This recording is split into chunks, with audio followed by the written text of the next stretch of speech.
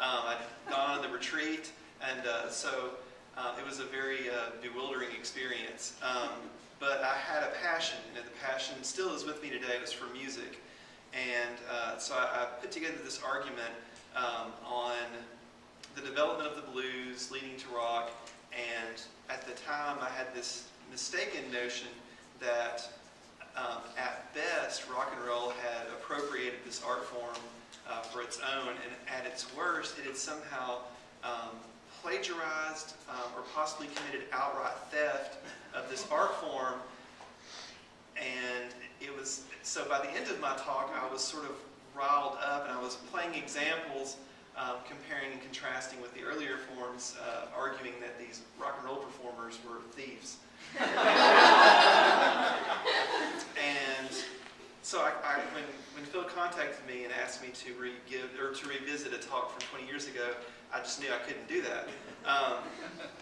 So the soapbox is important to me because at the time I didn't have an occasion to talk about something that I was and I still am deeply interested in. So it was just great to have a place and a reason to really spend a week getting this, bringing in clips and putting everything together. So I had an occasion to talk about something I was passionate about. It gave me a place, the forum at the time, and then now it's here, where I could air these ideas, however naive, however just a place where I could go, and then I wouldn't bring those up in my English classes. That was my major, and so I would never bring up rock and roll and plagiarism, except maybe in Dr. McGraw's African American Lit class, but any other classes that would be irrelevant. And then it also gave me an audience of like-minded honor students and professors who, through the course of questioning, would help me find out what those ideas were or express them in a way that was not quite so naive. So the soapbox meant that much to me. Also, it's pivotal in many other ways because those ideas are things that I'm still talking about today, and I'll get to that in a second. A year later, I attend a soapbox that Rick gives on the Beatles and when rock became art. He gave that in 1994, and that just really opened my mind to, I thought the Beatles were rather naive. I mean, they keep using naive, but I thought that they were kind of infantile because I was into the blues, and the Beatles didn't really have the blues, and I thought they were sort of inauthentic, and I had this notion of them as either hippies or and not bluesy, or as kind of things that my mom liked. And so because she was really into that. After attending Rick's soapbox, I bought the blue and the red compilations, which I'll strongly suggest those for beginners. The Beatles blue and red. And they'd just been reissued on CD at the time. And something clicked. And so I was able to move out of my blues sort of ghetto and broaden my mind to things outside of just, I was into the Stones and into the blues, and I was able to move into other things. So that opportunity and the opportunity that I had earlier talking about the blues, things sort of gelled. It continued. The soapbox made me look forward to my thesis presentation. So without the soapbox, I don't think I would have been quite as fired up for the hour that I was granted for my thesis presentation. And I think I ended up taking an hour and 20 minutes.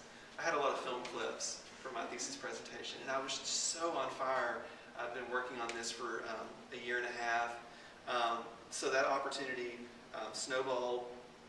And so with all of that, I was infected with the teaching bug. When I started college, I didn't really know. I had this vague sense of what I wanted to do. It involved working somewhere and making money.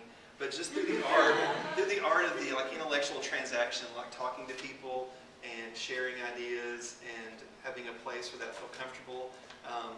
When I left the academy, it just didn't feel as comfortable. So the soapbox, the thesis presentation, all sort of led me indirectly into this teaching avenue, which is a story in and of itself. But I didn't go to school to be a teacher. But after finishing school, I was a teacher. And so I'm non-traditionally certified, and so that's a whole other story. But now I teach at the high school. Philip introduced me, but I wasn't here because I was finishing up my UCA writing class and my AP English language class. But let me come back to the soapbox idea. So I never thought that I would still be thinking about the same ideas that I talked about 20 years ago. But just Monday night when Rick and I were in this classroom, meeting for the first time with our Beatles class, I had the opportunity to revisit the ideas that I had in 1993 with the same subject matter that was one of the soapboxes that I attended, the Beatles. And so revisiting that topic of the blues, I was arguing for the Beastie Boys' Paul's Boutique album as a substantial part of the rock canon because of the way that it recontextualizes familiar tunes, appropriates other song lyrics, all the things that the 19-year-old me was aghast at. I was just so upset that someone could, at the time I think I had taken Led Zeppelin, and the way that they take Willie Dixon's lyrics and Robert Johnson's lyrics in the Lemon song, they take Killin' Floor, and then they do this mashup. It's really sort of a postmodern thing, which also, that was one of Norb's soapboxes that I went to later, but sort of seeing this album as, now I can see Led Zeppelin engaging in a beautiful act of appropriation, and so part of me is, I would want to give them a big hug.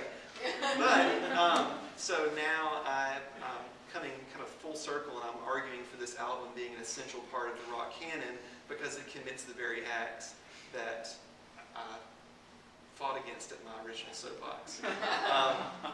But that soapbox is so important to my journey of where I'm at as a teacher and the ideas that inform who I am today that I'm still sort of fighting with and understanding, and the interest that it allowed me to find that I have. So I just want to thank Honors for giving me a soapbox right now, and then a soapbox so long ago to find who I was and who I would become.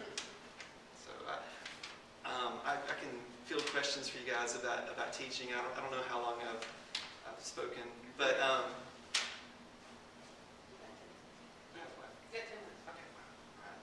well,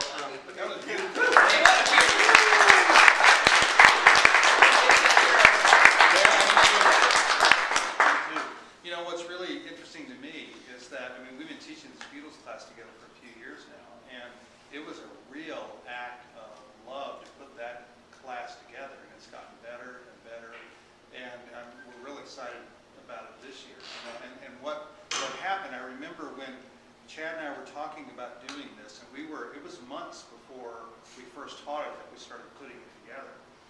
And after you and I talked for a while about it, I remember coming home, I think I said this to Tom Bertram, who's a longtime musician friend of mine, who is our IT guy, and with the long beard and Honors, if you've never met him. I said, I am scared to death to teach this course with Chad Terrell, because I'm not going to be able to keep up.